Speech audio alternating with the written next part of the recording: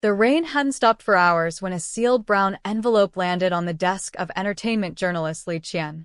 Inside, wrapped in tissue as if it were a relic, lay a small leather-bound notebook, its edges frayed, its pages faintly stained by ink and something darker. Across the front, scrawled in Menglong's distinct handwriting, were the words, "If they find me, tell the truth." That message has set off the most explosive turn yet in the mystery surrounding Menglong's death, the actor who allegedly fell from his 12th-floor balcony under unclear circumstances. The diary, obtained exclusively by a whistleblower said to have once worked within his studio, paints a chilling portrait of fear, betrayal, and a secret the star seemed to know would end him. The first entries are calm, reflective, the way only Menglong could be. Thoughtful notes about music, a dog he wanted to adopt, the film script he was planning to direct. But halfway through, the tone shifts sharply. The handwriting becomes uneven, pressed too hard against the paper. One entry reads, "They say I'm paranoid, but I saw Du Chong talking with them. He promised me the deal was clean. Why lie?" Fans who followed the timeline will remember that Du Chong was not only Menglong's longtime stylist, but also a quiet fixture in his private circle. Months before the fatal fall, Du had been spotted leaving the actor's apartment late at night after a heated argument. Now, the diary's pages suggest that argument was about more than a creative disagreement. It might have been about the deal that you later called a trap. In another entry dated just 3 weeks before the tragedy, Menglong wrote, "If something happens to me, don't believe the footage. Cameras can be erased, but hearts can't." That single line, experts say, aligns disturbingly well with later reports that the building's security feed had a mysterious 47-minute gap during the time of his fall. The same missing footage that authorities once brushed off as a technical glitch. The diary also contains a list of initials, 8 in total, circled and underlined. Beside them, you had scribbled, "The ones who signed it." No one knows what it was, but industry insiders claim Menglong had been negotiating to terminate a restrictive studio contract. The day before his death, he allegedly told a friend, "If I walk away, someone else will fall." When the notebook surfaced, Menglong's mother, already broken by the loss, confirmed the handwriting was her son's. "He used to write everything down," she said in a quiet interview. "He believed paper couldn't lie."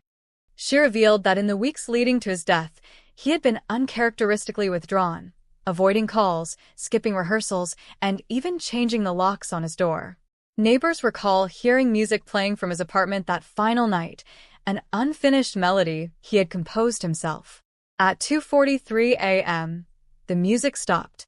By 3 a.m., security reported a fall. His phone, recovered nearby, had its SIM card removed. But it's the final page of the diary that has everyone re-examining everything they thought they knew about that night. The last words, written in trembling ink, read, "I didn't jump. They said I would understand someday. But someday might not come." That single sentence, 8 words that read like a confession and a warning, has reignited public outrage and triggered renewed demands for a reinvestigation. Social media exploded as fans began decoding every post, every old interview, every behind-the-scenes video for hidden meanings. The clips resurfaced from a 2021 variety show where you jokingly said, "I always feel someone's watching my career too closely." Back then, it drew laughter. Today, it sounds like prophecy. Forensic analysts studying the diary confirmed the ink's age matches the months before his death. The cover bears faint fingerprints belonging to Menglong and one unidentified print yet to be matched in the public database. Rumors swirl that this second print might belong to a member of his management team, someone who disappeared shortly after the funeral. His former manager, Sun Durong, who had earlier vowed to get justice, has publicly urged authorities to reopen the case. "If these pages are real," he told reporters, "then Menglong knew more than any of us ever imagined. And someone wanted him silenced before he could speak." Inside the entertainment industry, whispers have turned to shouts. Colleagues claim Menglong had grown increasingly vocal about contract exploitation and off-record profit sharing that left artists indebted to their agencies. He wanted to expose it, said one anonymous producer. He thought he could fix the system from within. But when he realized how deep it went, he became a threat. Several of Yu's unfinished projects have now taken on a haunting quality.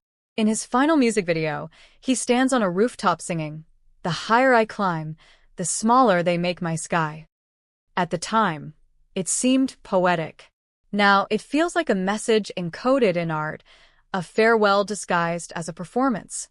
The diary has reignited a movement online under the tag #JusticeForMenglong, with fans organizing candlelight vigils and digital protests demanding transparency from the studio that managed his career. They want the names behind those circled initials revealed. They want the missing CCTV footage released. And most of all, they want acknowledgement that Menglong might not have fallen by accident.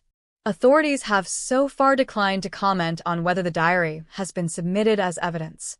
Meanwhile, journalists have verified that a courier package was indeed sent from an anonymous address in Shanghai to Li Qian's office the morning before the diary was unveiled, containing no fingerprints, no note, and a return label that led to an abandoned warehouse. Those closest to Menglong describe him as meticulous, someone who never left anything incomplete. "If he knew he was in danger," said his mother softly, "he would have left a trail." That diary is not the whole story, it's only the beginning. For her, the discovery of the notebook isn't closure, but confirmation that her son foresaw what was coming. She keeps the original now locked in a safe box, refusing to hand it over until she is sure it won't disappear, like everything else that night. As investigators and fans race to piece together the fragments, one chilling realization hangs over it all. Menglong might have written his own epitaph, without realizing it. In a world obsessed with image and silence, he used the simplest tool, pen and paper, to tell the truth. And now, that truth is louder than ever. If the diary proves authentic, it doesn't just change the story of how he died. It rewrites the final chapter of who Menglong was, a man who saw the trap laid before him and still dared to step into the light. Somewhere between his final words and the ink he left behind lies the evidence that could finally reveal what happened that night. The rain may have washed away the footprints, but his handwriting remains, a whisper on paper that refuses to fade. The morning after the diary's discovery, Li Qian's office turned into a war zone of flashing cameras, hushed calls, and unseen eyes. Reporters crowded outside, while inside, Li sat alone staring at the final page of Menglong's diary, the one that read, "I didn't jump." It wasn't just a confession. It was a clue that someone wanted buried. When the police finally arrived to collect the diary for official examination, they were met with Li's refusal. "You had it once," she said calmly, and 47 minutes of footage vanished. "This time, the truth stays with me." Her words went viral, igniting a digital firestorm. For the first time, the studio couldn't control the narrative. But behind the scenes, something darker was brewing. That same night, a message appeared in Li's inbox from an unknown address titled Page 43. The attachment contained a grainy photo of what looked like an additional torn diary sheet, one that had never been seen in the released copy. Across the paper, faint but legible, were Menglong's words. "If this gets out, do will run." He said he'd never be caught alive. The message ended with coordinates, an abandoned warehouse outside Beijing. The same return address the courier label had led to when the diary was first delivered. It was clear, someone wanted her to see what had been left behind. Li grabbed her recorder, her assistant, and a flashlight, and drove through the night. The warehouse stood silent against the moonlight, its walls tattooed with graffiti and rain marks. Inside, beneath stacks of dust-covered film reels, they found a small tin box tied with black tape. Inside was a lighter, a cracked phone screen, and a fragment of paper, same texture, same ink, same handwriting. The missing page 43. On that page, Menglong had written something that sent chills down her spine. "They said if I don't agree, the video goes public. But I never did what they claim. Do is their messenger, not their master." Li froze. What video was he talking about? And who were they? She noticed faint burn marks along the paper's edge, as though someone had tried to destroy it and changed their mind at the last second.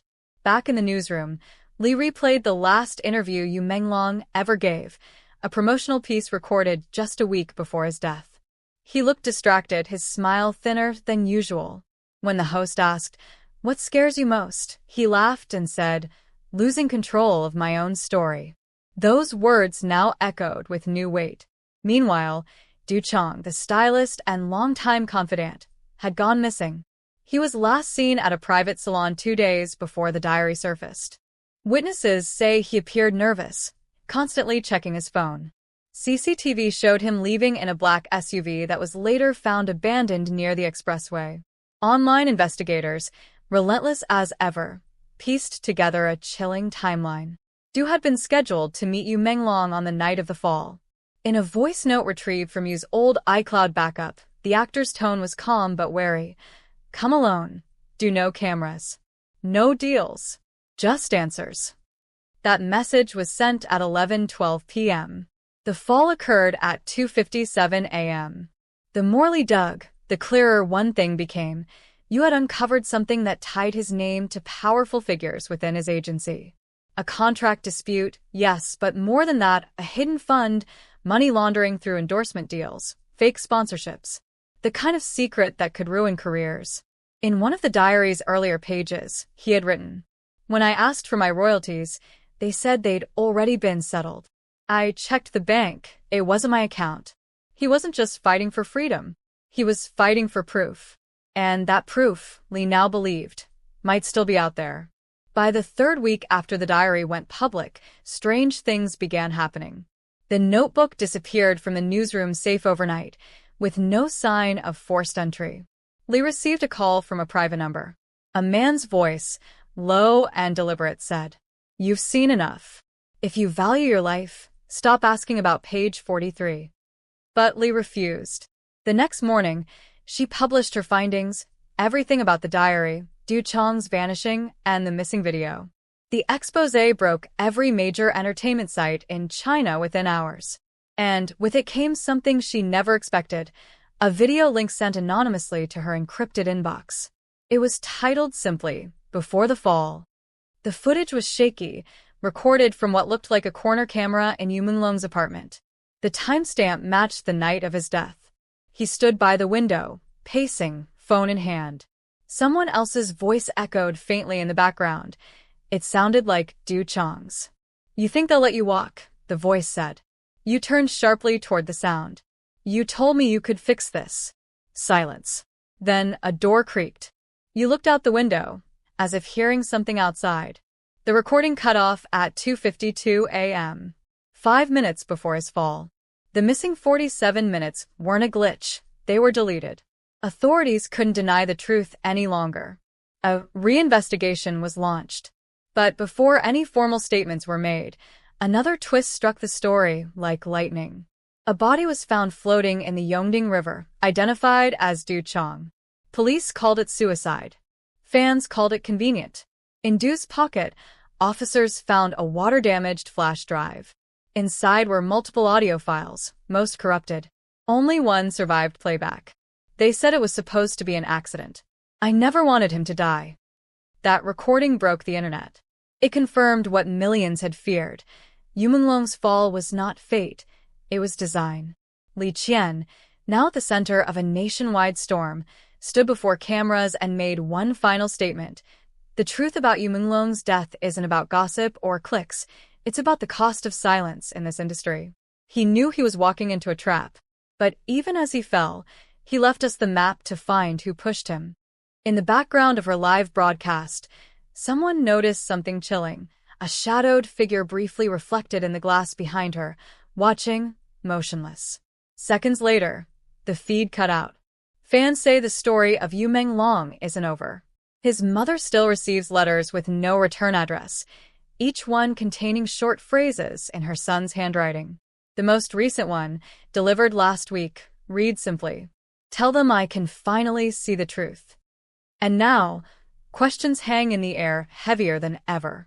Did someone finish the message he started?